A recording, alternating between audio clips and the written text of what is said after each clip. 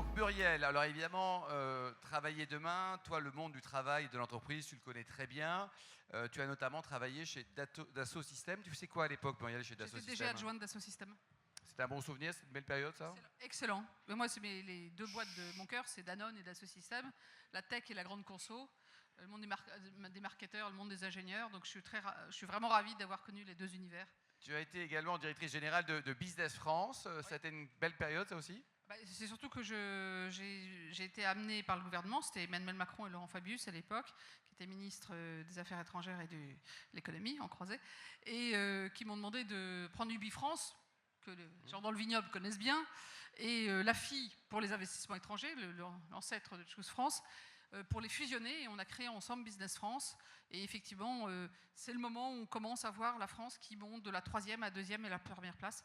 Et ça fait maintenant 6 ans de façon continue que la France est le premier pays d'Europe, UK compris, désolé David, Royaume-Uni compris, pour les investissements étrangers. Donc c'est le début de cette saga-là, donc oui, je suis fière d'y avoir contribué. 2017-2020, donc tu es ministre du Travail. Alors, tu as appris dans quel contexte ta nomination? J'étais quelques heures avant, j'étais au Japon. J'ai une passion pour le Japon et là je faisais 3 choses que j'adorais. J'étais avec une délégation d'une centaine de boîtes françaises pour les accompagner pour trouver des marchés au Japon. Donc ça c'était déjà très bien. J'étais speaker au Global Summit of Women, qui est le rendez-vous annuel de 1000 femmes chefs d'entreprise dans le monde et dont je suis membre du board et je parlais. Et je faisais le vernissage de mon expo photo à Tokyo. Donc j'étais sur un petit nuage. Et le temps que le gouvernement se mette en place, je me suis dit, je vais peut-être me prendre 8 jours à Kyoto. C'était très tentant. Et je me suis dit, c'est peu probable que le nouveau ministre de l'économie, le nouveau ministre des Affaires étrangères, veuille voir dès les 3 premiers jours la DG de Business France. Mais s'ils apprennent que je suis en vacances à Kyoto, ça va faire tâche. Donc je suis rentrée chez moi, j'ai posé ma valise et l'Élysée le téléphone a sonné. Le téléphone a sonné, voilà, c'est comme ça. J'ai failli être à Tokyo. Pendant cette période de plus de 3 ans au total, Muriel, tes 3 meilleurs souvenirs, en tout cas les 3 réalisations qui sont le plus chères à ton cœur? La réforme de l'apprentissage, parce qu'on a osé changer profondément le modèle. Moi j'avais une vision assez claire de ce qu'il fallait faire. On disait que ce n'était pas possible en France de réussir. Il y a beaucoup d'acteurs ici, on s'est salué tout à l'heure. Et on est passé de 200 000 à pas loin d'1 million de jeunes. Et moi encore, très souvent, on me demande de venir inaugurer des CFA, rencontrer des jeunes à tout niveau, du CAP à l'ingénieur et au master. Et des jeunes qui ont les yeux qui brillent, qui ont la passion de leur métier, ça vaut tout l'or du monde. C'est une voie royale d'insertion totalement et je regrette qu'aujourd'hui on soit en train de l'abîmer. Deuxième sujet sur lequel c'est les 3 autres réformes. Le code du travail, parce que ça vraiment, on a vu l'emploi recréé. Moi, j'ai fait une tournée, j'ai rencontré au total 10 000 chefs d'entreprise, donc 500 ici, 200 là. Et ils n'avaient qu'un mot à la bouche et on n'a plus peur d'embaucher. Et ça, c'est vu. Et ça fait, avec un petit trou pour le Covid, mais pas énormément, parce qu'avec l'activité partielle, le PGE, le FNE qu'on a mis en place, on a maintenu. Il y a des acteurs ici aussi. Hormis ça, on a réussi à créer 2 millions d'emplois, favoriser la création de 2000 emplois. Le gouvernement ne crée pas les emplois, mais il crée l'environnement qui l'abîme ou qui le favorise. Et à passer de 9,7 à 7,3 de chômage. C'était pas arrivé depuis 30 ans. Donc ça, et puis le 3e volet, c'est que sur le compte personnel de formation, aujourd'hui, il y a 7 millions de Français, dont notamment 80% d'ouvriers et d'employés qui pensaient qu'ils étaient bloqués et que l'ascenseur social, il n'y en avait pas, et qui choisissent à 30 ans, à 40 ans, à 50 ans, qui peuvent choisir enfin leur voie professionnelle. Donc ça, je suis fière de ça. Et de l'index pour l'égalité homme-femme. Et tout à l'heure, je vous demanderai tous dans vos boîtes à combien vous êtes. Parce qu'on n'y est pas encore à la parité, mais on fera ça à la fin de la soirée. Donc voilà, donc ça a été dense, ça a été riche, mais moi, j'y allais pas pour faire carrière poétique, pour avoir modestement l'opportunité d'aider un peu mon pays, et j'ai l'impression avec mon équipe qu'on l'a un petit peu fait. Et on peut arriver voir un président en disant « Bonjour président, il y a un truc qui s'appelle Covid, j'ai besoin de sous », et on ressort avec plein de sous. Alors là, c'est le souvenir le plus cher, pas le plus cher au sens littéral du terme de ma vie. Parce que évidemment, les 4-5 ministres concernés, santé, économie, travail, intérieur, on savait 3-4 jours avant qu'il y aurait le confinement, le 16 mars. Et donc, on a travaillé comme des fous avec nos équipes pour savoir quoi faire, main dans la main avec Bruno Le Maire, évidemment. Et du côté travail, on a vu que on venait juste de passer le seuil d'emploi avant la crise financière de 2008-2009. Donc on avait mis 11 ans à retrouver le niveau d'emploi, tellement on avait perdu d'emploi à cause de cette crise. Donc on s'est dit, on ne va pas se repayer 11 ans de tunnel. Comment on fait les autres? Et on a vu que les Allemands avaient mis en place un système d'activité partielle et qu'eux, du coup, ils étaient repartis très vite après. Pourquoi? Parce qu'à court terme, ça sauve les emplois des salariés, mais à moyen terme, juste après la crise, ça sauve les compétences dans les entreprises, donc elles peuvent repartir, parce que sinon elles ne repartent pas. Et donc, on a bossé, mouliné, fait des simulations, l'administration s'est mobilisée jour et nuit. Et donc je suis allée voir Emmanuel Macron et Édouard Philippe, et je leur ai dit, voilà, j'ai une proposition à faire. On a pris 2 heures, je leur ai dit, voilà, faire un système d'activité partielle, contraire aux règles habituelles françaises, c'est-à-dire qu'on va faire confiance aux entreprises avant, confiance a priori, contrôle a priori, parce que si avec les PME, on leur dit, bah, vous envoyez un dossier et puis dans 2 mois on avisera, c'est mort. Donc on va annoncer le confinement le 16 mars au soir, il faut que le 31 mars, l'argent arrive sur les comptes des PME. Et donc, bon bref, on discute 2 heures, et là, à la fin, Emmanuel Macron me dit, bon écoute, oui, il faut faire ça. Tu veux combien? Il te faut combien? Oui, il te faut combien? Ouais. Là, j'ai un peu pris ma respiration. Grande question d'Antoine Letchia, le président de la République. Voilà, c'est une bonne question. Et je lui dis, bah, écoute, bon, de toute façon, si on ne le fait pas, ça va coûter très cher, parce que c'est 1 million ou 2 millions de personnes qui partent à l'UNEDIC. Enfin, pas en net, mais en brut, combien il faut décaisser. J'avais des arguments que le coût ne serait pas aussi important, mais quand même. Et je dis, bon, on ne sait pas si ça va durer 3 semaines, 3 mois ou 3 ans. Donc l'estimation qu'on a faite à 2 ans, c'est 27 milliards d'euros. Et je suis repartie avec les 27 milliards d'euros de la Réunion. Et donc là, je suis allée voir, j'ai vu immédiatement mon cabinet, mon cabinet et les directeurs d'administration centrale. Et je leur dis, j'ai une bonne et une mauvaise nouvelle. La bonne nouvelle, c'est go. Et la mauvaise nouvelle, on a 15 jours pour réussir. Et là, on a fait un truc de dingue. Et je dois dire que tous les partenaires sociaux, du MEDEF à la CGT, tout le monde a joué le jeu. On n'avait même pas de visio encore. Un call 3 fois par semaine. Ils remontaient tous les problèmes. Et je suis allée 12 fois au Parlement en 15 jours parce qu'on découvrait... le premier, c'est pour avoir le droit de faire du contrôle a posteriori. Mais après, on découvrait qu'il y a plein de gens, il faut un salaire de référence pour payer les salaires. Parce que, eh bien, on a découvert que les marins-pêcheurs, on partage le fruit de la pêche, mais du coup, il n'y a pas de salaire de référence. J'ai dit aux partenaires sociaux, vous avez 24 heures pour inventer le SMIC théorique des marins-pêcheurs. On l'a fait. Il est de combien d'ailleurs? Voilà, il est un peu plus que le SMIC. Après, les assistantes maternelles, vous voyez le genre, le travail à temps partiel, les intermittents du spectacle. Mais t'as pas dormi pendant 3 semaines là? Enfin, moi, non, mais les autres aussi. Hein, les équipes ont fait un travail. Et on a... Et le 2 avril, ça arrivait sur les comptes de 1 million de boîtes pour 8 millions de salaires. On ne se rend pas compte, mais c'est extraordinaire. Et donc, encore aujourd'hui, les gens qui ont participé à cette épopée disent dans l'administration, c'est notre plus beau souvenir professionnel, parce qu'on on a rendu le possible, on a fait l'impossible, on l'a réussi, parce qu'on nous a fait confiance et on a accepté de changer les règles.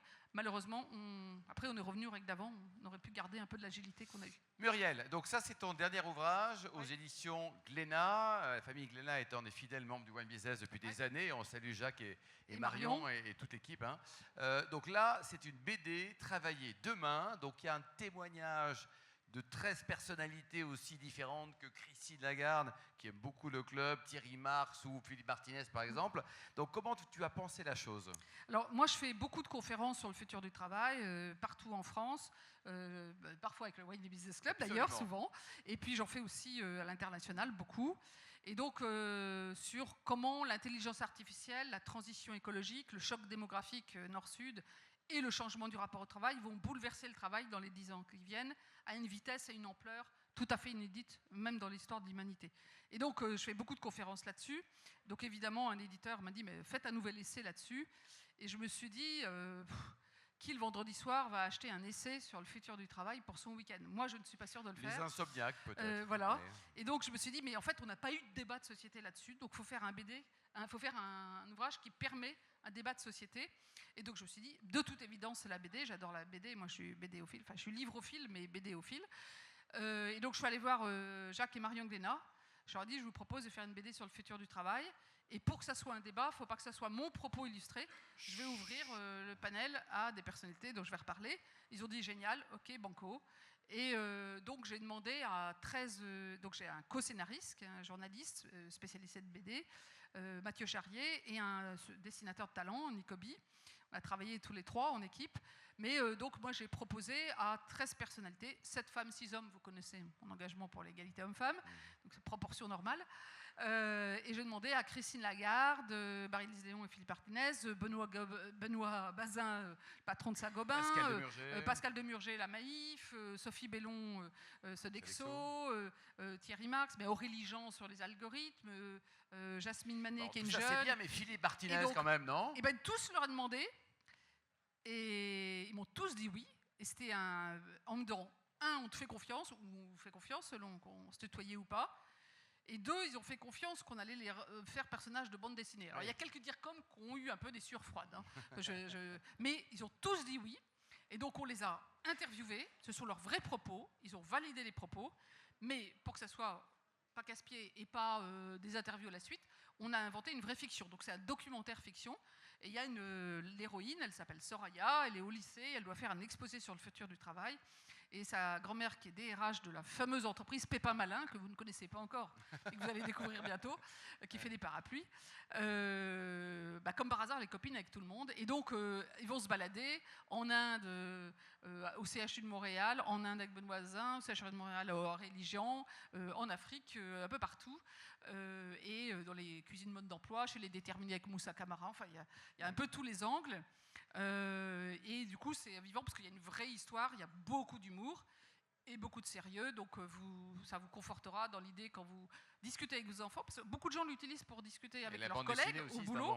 Mais les enfants, c'est pas toujours facile de parler de travail, hein, parce qu'ils voient tout de suite la pression des parents qui arrivent, ils escapent. Voilà. Et donc, là, ça a beaucoup de succès intergénérationnel, aussi dans les entreprises. Et depuis un mois, à tel point que Amazon avait fait une erreur de prévision des ventes, ils ont été en rupture de stock au bout de 24 heures. Enfin, Frédéric, comme tout va vite, ça a été rectifié très vite. Voilà. Non, mais c'est dire que ça marche bien. Mais c'est vrai que ce débat, je pense qu'il est nécessaire et ils nous ont donné beaucoup d'exemples, ce qui permet évidemment en BD de se balader dans l'espace, dans le temps, qui est une vraie histoire. Donc, écoutez, j'espère que ça vous plaira, que ça vous aidera à discuter, aussi bien dans le monde du travail que dans le monde familial, dans le monde éducatif qui commence à s'y intéresser beaucoup, parce que beaucoup de gens se posent la question, il y a beaucoup d'angoisse, il y a beaucoup de transformations, c'est un véritable tsunami, mais en même temps, il y a plein de solutions, plein d'opportunités. Et donc, on s'est beaucoup amusé et passionné à faire ça. Tu as mis combien de temps pour l'écrire au total? Alors, on recueillir les témoignages c'est un projet qu'on a fait sur 15 mois, ce qui est très court pour une BD, parce que d'habitude, en fait, c'est aussi long qu'un film. On fait un storyboard image par image. Ce qui est long, c'est le dessin. Et la partie écriture proprement dit, ça nous entretien et écriture du scénario. Je suis maintenant officiellement scénariste de BD. Ça nous a pris à peu près 6 mois. Bon. Après, il y a le dessin.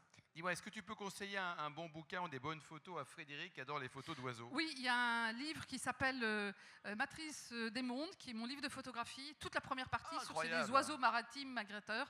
Pas au sens ornithologique, au sens artistique, mais du coup, voilà, c'est à partager, bien sûr. Est-ce que tu peux nous conseiller une bonne expo à Barcelone avec un invité d'honneur du Wine Business le 18 juin, Muriel? Oui, alors, c'est un peu pro-domo, mais pro-domo pour nous deux. Oui. D'abord, le 19, t'ouvre le Wine Business Club à Barcelone. Absolument. Je fais partie des invités d'honneur de la soirée. Donc, je serai très heureuse. Et, non, le 18, pardon. Et le 19, le lendemain, j'inaugure une de mes nouvelles...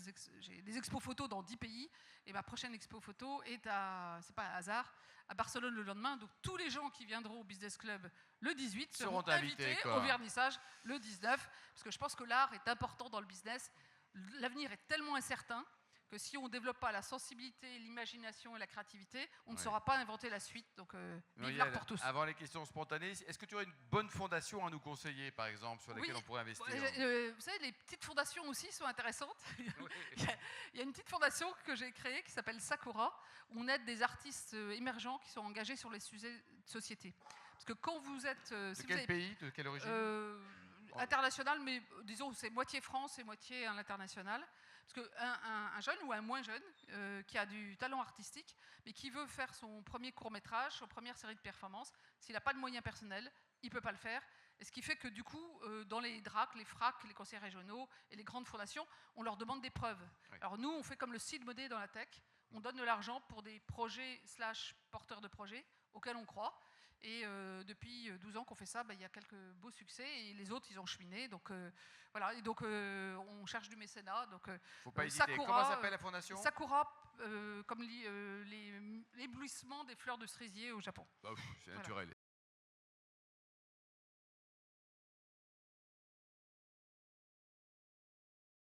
Alors moi, ce que j'aime dans la photographie, c'est la cueillette de l'instant. C'est-à-dire que, bon, comme vous avez vu, et comme j'ai un peu ma réputation, je suis plutôt yang dans la vie. Je suis plutôt leadership de transformation dans l'entreprise, etc. La photo, c'est mon côté contemplatif, c'est mon autre côté. Donc je ne projette pas. Par exemple, je ne fais pas, ce qui est une tendance très forte de la photographie actuelle, très intéressante, je ne fais pas de performance photographiée. 80% des photos d'art aujourd'hui, c'est une performance. On crée une mise en scène et on photographie. Moi, je suis encore au stade où je me dis que cueillir la vie, que ça soit l'envol d'un oiseau, un regard, un affleurement de bâme, un arbre voilà, qui dit un rapport au temps, tout ça, ça nous relie. Ça nous permet aussi d'avoir comme la BD, c'est accessible à tous. La photo, c'est un langage universel. Je prends des photos de le monde entier. J'ai des conversations autour de la photo que j'aurais jamais sans la photo. Donc je suis dans cette stand cueillette. Donc bon, avec mes yeux, je prends 1000 photographies par jour, pas avec l'appareil photo, mais j'en prends beaucoup un peu partout. Et comme depuis 30 ans, 40 ans, je voyage beaucoup, professionnellement et personnellement, j'en prends tout autour du monde. Donc elle ne s'arrête jamais. C'est à l'instinct et à l'accueil. Et les grands photographes comme Reza et Salgado m'ont encouragé, me disent que j'ai l'œil et donc il faut que je continue. Puis j'ai oublié de dire que j'ai l'honneur en 2024 de gagner le prix, le Julia Margaret Cameron Award, qui est le prix mondial des femmes photographes pour une de mes photos. Donc je suis encouragée dans cette voie, mais c'est un bonheur pour moi avant tout, c'est une joie profonde. Travailler demain, Muriel Pénicaud chez Glénat. Bravo Muriel, ne change pas. Bravo.